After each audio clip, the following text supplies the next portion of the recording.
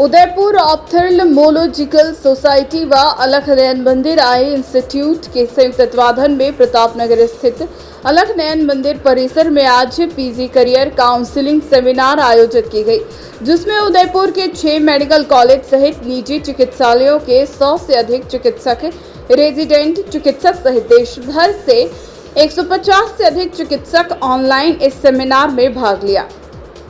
Seminar में बोलते हुए एम्स नई दिल्ली आरपी सेंटर के चीफ एवं ऑल इंडिया ऑप्थेल्मोलॉजी सोसाइटी के वाइस प्रेसिडेंट डॉक्टर JS टीटियाल ने कहा कि देश में 10 वर्ष अंधता रोगियों का प्रतिशत जहां 1.6 था, वहीं अब वह गिरकर मात्र 0.34% रह गया है।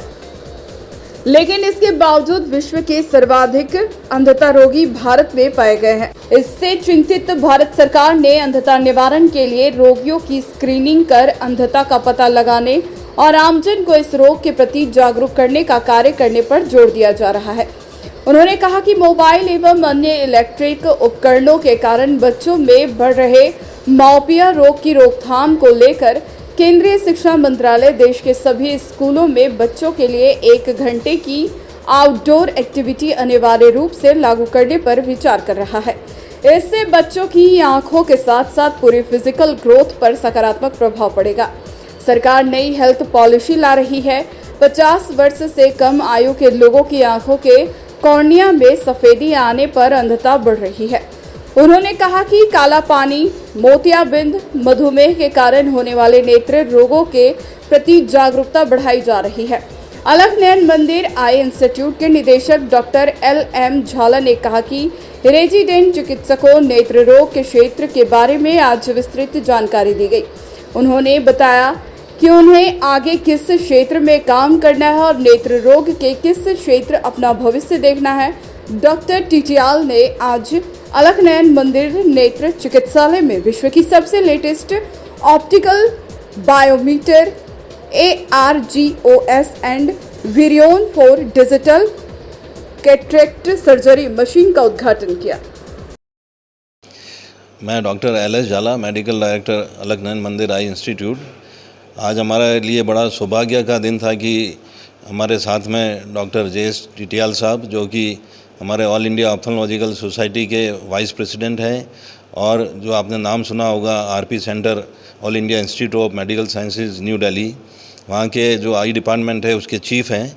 और इसके अलावा ये डीन है रिसर्च के, जो आज की तारीख में जो हम नए जितने भी हम शोध करते हैं उसमें आप उसके डीन हैं।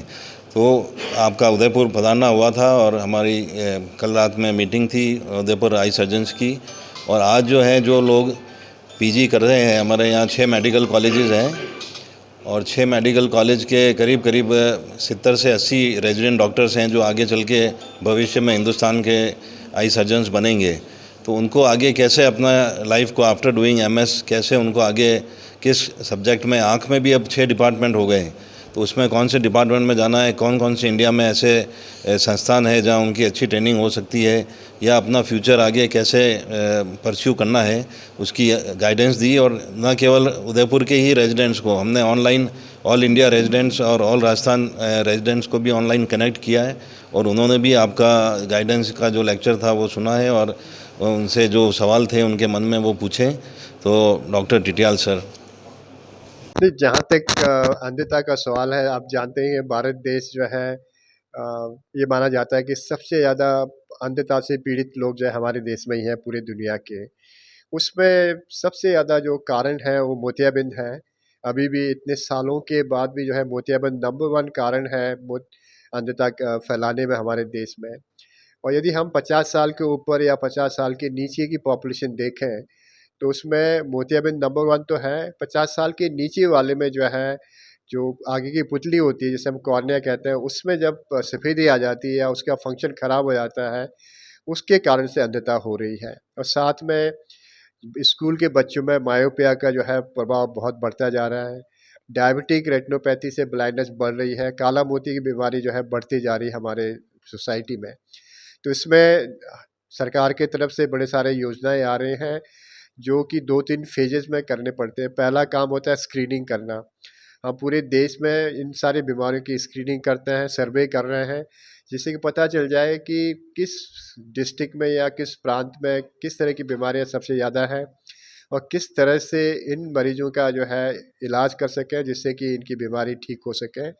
और साथ में एजुकेशन, जो हम कहते हैं कि अवेयरनेस कराना बहुत ही ज़रूरी है। उसमें काला मोतिया का अवेयरनेस, डायबिटीज़ से पीड़ित होने का अवेयरनेस और मोतियाबिंद का ऑपरेशन करने का अवेयरनेस कर रहे हैं।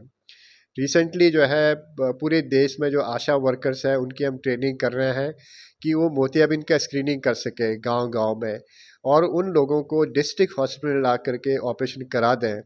तो उसके साथ इंसेंटिव भी हम उनको साथ में जोड़ रहे हैं, जिससे ये काम जो है, ये मुहिम जो है, हम ठीक से चला पाएँ।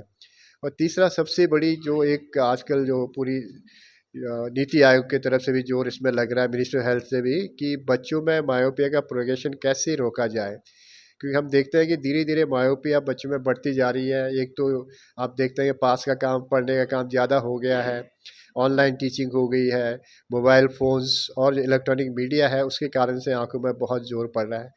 तो उसमें स्कूल में vision screening, proper glasses prescription और जो है एक हेल्दी लाइफ के लिए जोर लगा रहे हैं कि स्कूल एजुकेशन मिनिस्ट्री की तरफ से कोशिश कर रहे हैं कि 1 घंटे का ऑफ टाइम आउटडोर एक्टिविटी के लिए हर स्कूल में मैंडेटरी करना पड़ेगा, जिससे कि जो है बच्चे की जो है आँखों की नहीं, पूरे फिजिकल ग्रोथ में ही उसका असर पड़ेगा।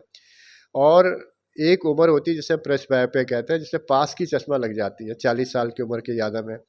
उसके लिए भी सरकार की तरफ से हम कोशिश कर रहे हैं कि इन लोगों को फ्री में पास के चश्मे का जो है दिया जाए, किसी एनजीओ के द्वारा या किसी संस्था के द्वारा, क्योंकि ये संख्या हमारे देश में बहुत ज़्यादा है। करोड़ों लोग हैं जिनको चश्मे की ज़रूरत पड़ सकती है और चश्मे लगाने के बाद उनको साफ दिखाई देगा। बड़े सारे लोगों को इसके बारे में पता भी नहीं चलता है। तो जो नई पॉलिसी, हेल्थ पॉलिसी आ रही है, उसमें ये सब निदान का प्रोग्राम चल रहा है। सबसे प्राइमरी जो हमारा एरिया है, कंसर्न है, वो है प्रिवेंशन में कैसे रोकथाम किया जाए इन सब बीमारियों को, जिससे कि जो है अंधता की जो है कमी हो जाए हमारे देश में। ग्रामीण क्षेत्रों में अंधता और मोतियाबिंद ज़्यादा है, क्या कारण रहता है? नहीं, ग्रामीण क्षेत्रों में आप जानते हैं कि हमारे देश में इक्वल डिस्ट्रीब्यूशन डॉक्टरों की और संस्था की, दोनों की कमी है। आप देखते हैं बड़े-बड़े शहरों में बड़े-बड़े हॉस्पिटल्स हैं, डॉक्टर्स हैं, लेकिन ये सिमिलर फैसिलिटी जो है प्राइमरी एरिया या गांव में इसकी कमी है। तो इसलिए जो है 2 चीज़ें सरकार इसमें करना चाहती है। एक तो जो है टेलीमेडिसिन सिस्टम लाना चाहती है, जिससे कि हम गाँव-गाँव के लोगों को जो है टेलीमेडिसिन के द्वारा जोड़ें, जिससे वो बीमारी का पता चल जाए और उसका इलाज कहाँ पर कराना है, कैसे कराना है, इसके बारे में सुविधा उनको प्रदान करें। पोलियो दूस को लेकर डॉक्टर साहब, पोलियो पे सरकार ने भी काम करा था, एनजीओस ने भी काम हाँ, करा हाँ। था, तो पोलियो तो नष्ट हो गया, अंधता कब तक नष्ट हो जाएगी? देखो, पोलियो प्रोग्राम जो है भारत देश का पिछले इंडिपेंडेंस के बाद सबसे सक्सेसफुल प्रोग्राम रहा है और ये बहुत ही मैसिव लेवल में घर-घर में जाके किया गया था और इसमें जो है एनजीओ, सरकारी तंत्र और जो है लोकल संस्थाएं ने काम किया, जिससे इसका जो है फ़ायदा पूरे हमारे समाज को मिला है। जहाँ तक अंधता है, ये ऐसी बीमारी है जिसके बहुत सारे कारण हैं और अलग तरह की बीमारियां हैं और हर क्षेत्र में कभी-कभी अलग-अलग तरह की बीमारी की ज़्यादा फैलाव है।